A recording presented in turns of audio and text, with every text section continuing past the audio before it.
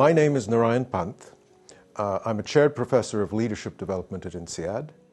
I've been working with executives in executive programs for almost 40 years. Over the last 15 years, though, I've started focusing on a very special niche, which I think is quite unique at INSEAD.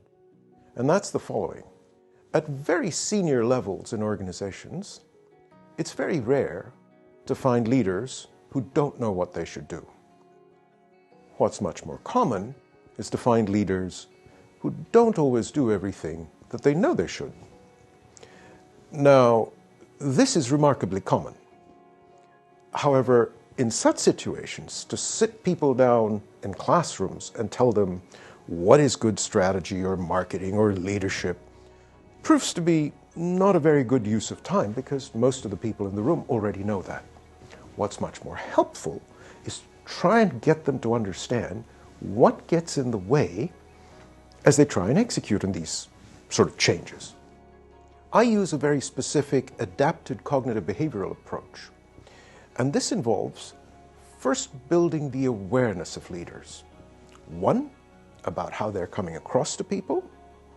Two, about the thoughts and feelings within their head that influence what they do and don't do. Second, I help them develop credible intentions to make changes. Right? Remember what we were talking about. People already know what they should be doing. Problem is that they're not doing it. So I help people develop credible intentions to change. Then I help them anticipate interfering thoughts that will get in the way of actually executing the change. So think of a stupid example. I decide to go to the gym tomorrow. The alarm goes off at 5 o'clock. As the alarm goes off, I think to myself, I really want to go to the gym, but I have that late night call today, so maybe today's not the best day to get up so early, and let me go back to sleep. True or false, that's an interfering thought. So we help people anticipate and plan for such interferences. In the final step, we help them practice the new behaviors that they seek to deploy.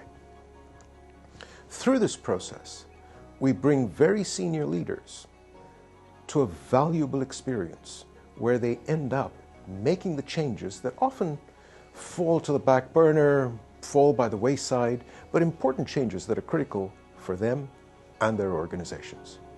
Increasingly, organizations have found this approach very valuable, especially for their senior leaders.